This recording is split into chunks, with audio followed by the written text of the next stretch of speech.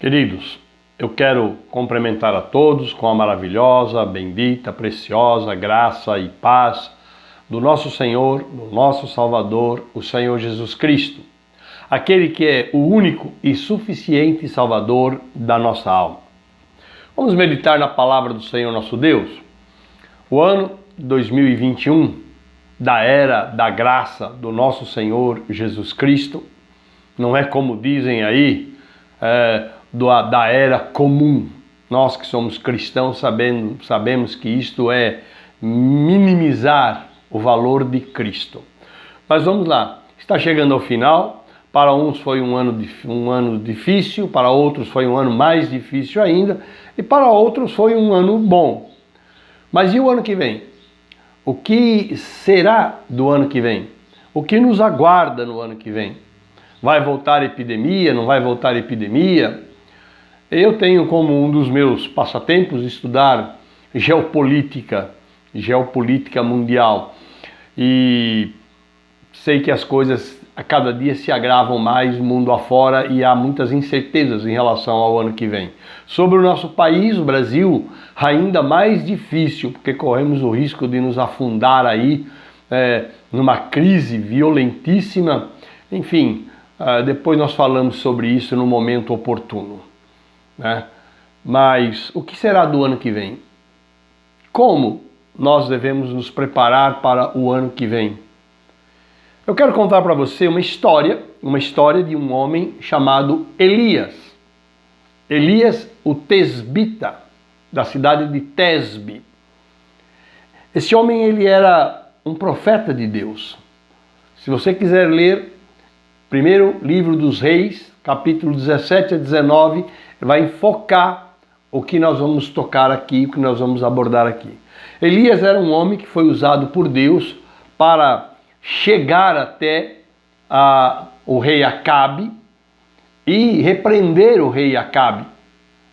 E ele disse assim, não choverá até que saia da minha boca a palavra para que a chuva retorne. Capítulo 18, versículo 1. Capítulo 17, versículo 1. Então, querido, Deus falou isso pela boca de Elias, e aí Deus escondeu Elias, e aí veio uma seca tão terrível, que nem orvalho havia, e o rei caçou Elias por todos os cantos e juramentou às outras nações que se ele fosse encontrado naquelas nações haveria guerra. Bom, um dia Deus mostrou a Elias que iria chover. Elias avisou o rei Acabe e aí choveu uma chuva torrencial depois de 3 anos. Tá? Muito bem.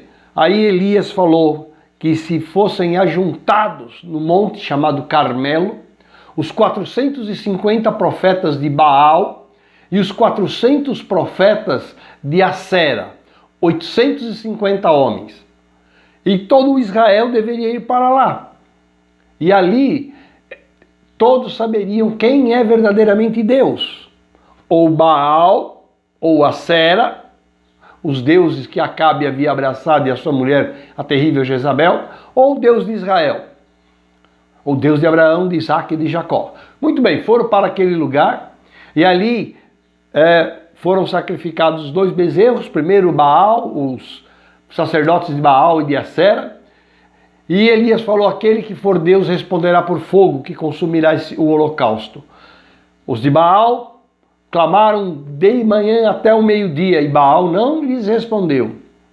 E Elias, quando ele clamou ao Senhor, o Senhor enviou um fogo do céu que consumiu o holocausto, consumiu a lenha, consumiu o altar e consumiu a água que ele mandou jogar sobre tudo isso que estava até empoçado ali num rego. Muito bem, depois que Jezabel soube disto, Jezabel falou o seguinte, assim me façam os deuses e outro tanto, se de certo amanhã a estas horas não puser a vida de Elias como a de um destes, dos sacerdotes dela que morreram. Quando Elias soube disso, Elias pegou o seu moço e foi até a entrada do deserto. Agora vamos traçar aqui um paralelo até a entrada do deserto. Nós estamos à entrada de um novo ano, que vai se começar daqui a pouco, certo? E ele é um deserto no sentido de não sabemos o que vai acontecer, nem na nossa vida, nem na nossa nação e nem no mundo. Não sabemos. Então vamos para uma jornada de uma incógnita. E quando ele chegou ali na boca do deserto, ele deixou o seu acompanhante, a Bíblia diz o seu moço, era aquele que o servia, que o ajudava, e começou a caminhar sozinho. Querido, nós podemos estar cercados por muitas pessoas, mas nós vamos sempre estar sozinhos, porque teremos que tomar nossas decisões, fazer nossas opções, enfrentar nossos problemas, e por mais que as pessoas estejam conosco, nós estamos sozinhos porque cabe a nós tomarmos as atitudes e enfrentarmos os problemas. E ali ele pegou e deixou o seu moço, entrou no deserto e caminhou durante um dia ele caminhou. E aí ele perdeu as suas forças e ele foi ao deserto, caminho de um dia, e veio e assentou-se debaixo de um zimbro. Chega numa hora que a gente se cansa, que a nossa força se exaure, nós não temos condições de enfrentar o que vem pela frente. Tempestades, injustiças. Eu não vou ficar alinhavando coisas aqui. Mas está escrito no capítulo 19, no versículo número 4, e pediu em seu ânimo a morte. Significa, chega numa hora, sabe, que nós desistimos. Que nós acabamos sendo levados, arrastados pela correnteza. E disse, pediu a sua morte e disse, já basta, Senhor, toma agora a minha vida, pois não sou melhor do que os meus pais. E ele se deitou debaixo do zimbro e esperou a morte. Queridos, isso eu quero dizer a nossa impotência de enfrentar muitas coisas, muitos problemas, muitas realidades que virão. Mas, não se esqueça, nós temos um Deus que é maravilhoso, que é misericordioso, que é bondoso, que nos ama, que deu seu Filho para morrer por nós, que é nosso socorro, que é a nossa torre forte. Versículo de número 5, capítulo 19, diz assim, e deitou-se e dormiu debaixo de um zimbro, e eis que então um anjo o tocou e lhe disse, levanta e come. E olhou, e eis que à sua cabeceira estava um pão cozido entre as brasas e uma botija de água.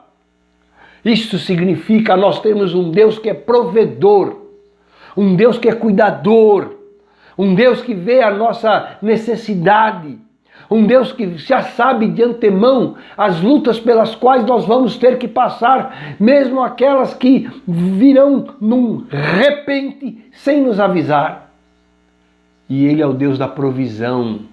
Então ele viu um anjo e já tinha ali, foi tocado pelo anjo. Deus quer tocar na minha vida, Deus quer tocar na tua vida, Deus quer que nós coloquemos a nossa vida na sua presença, os nossos problemas, as nossas necessidades.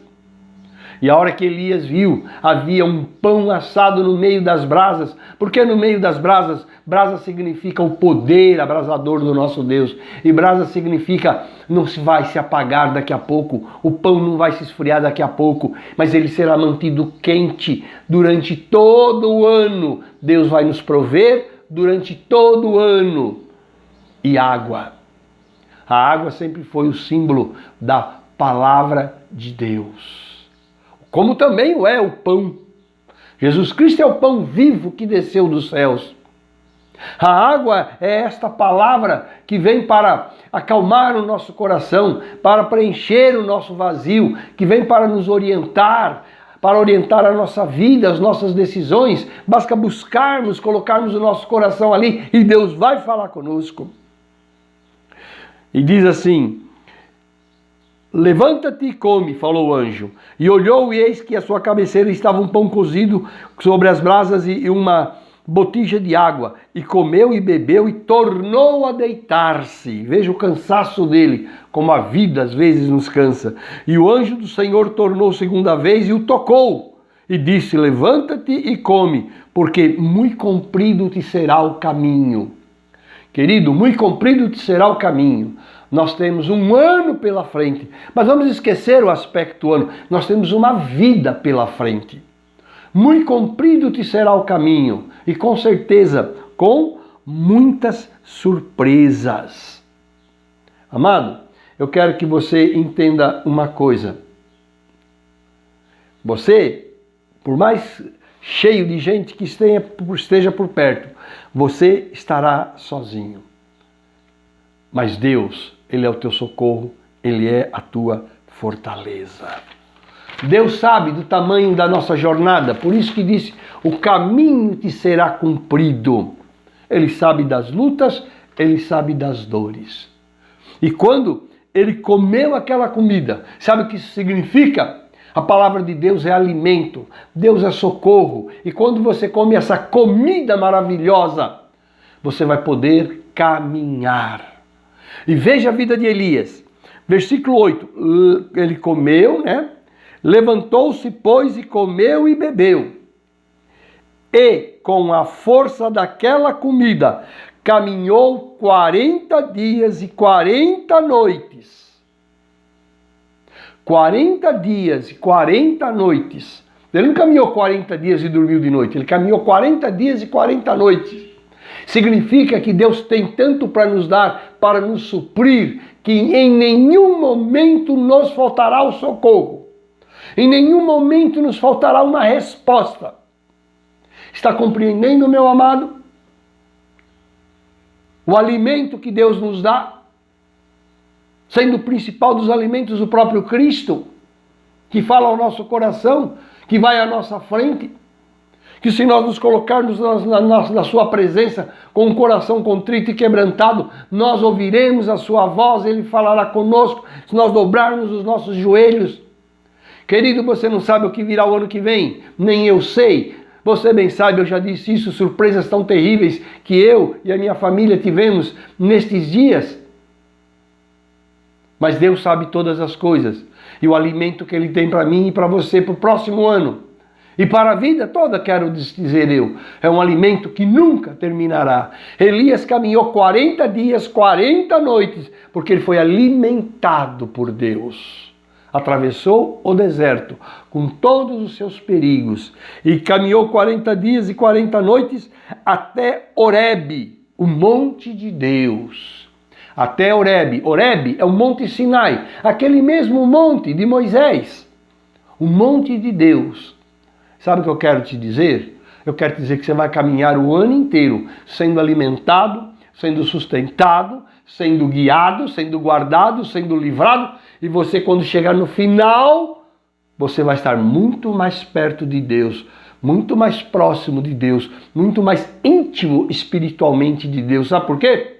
Porque você provou da sua graça durante todo o ano, em todas as situações. A palavra que eu quero te deixar agora, meu amado, a palavra que eu quero te deixar, minha amada, agora nesse momento é: nós não sabemos o que vai vir no próximo ano, mas nós sabemos que há um Deus que sabe o que virá, e um Deus que nos ama, e um Deus que tem um alimento preparado, a solução preparada para todas as nossas necessidades, lutas, agruras e problemas. Por isso eu quero te dizer que você, na verdade, você possa levantar de manhã e dizer: Senhor, renova o óleo da tua unção sobre a minha vida hoje. E quando chegar a noite, você pode se deitar e dizer: Senhor, obrigado pelo dia e sustenta-me nesta noite também. Faça isso todo dia. Não negue os teus joelhos ao Senhor. A palavra de Deus diz: sejam conhecidas do Senhor todas as vossas petições, todas as vossas angústias, agruras, lutas e batalhas. Deixa o anjo do Senhor. Sabe quem é o anjo do Senhor? É o Senhor Jesus Cristo. Quando usa esse artigo "o", definindo um se refere ao Senhor Jesus Cristo. Então, esta palavra que eu quero deixar para você. Entregue o teu caminho ao Senhor, confia nele e ele te concederá o que deseja o teu coração. E ele tudo fará. Leia o Salmo 37 e você vai ver que está escrito isto. Então, que Deus te abençoe. Que o próximo ano seja na tua vida um ano de muitas graças na presença do Senhor, de muitas bênçãos, e que ele seja o diretor, o timoneiro do barco da tua vida. Entrega o barco da tua vida para o Senhor dirigir e ele vai cuidar de você, como cuidou do profeta Elias. Querido, Deus te abençoe, que a graça do Senhor Jesus Cristo seja sobre a tua vida e que você, se não tem feito isso, se não fez isso este ano, faça para o ano que vem e comece desde já. Deus te abençoe em nome de Cristo Jesus, nosso Senhor e nosso Salvador. Amém.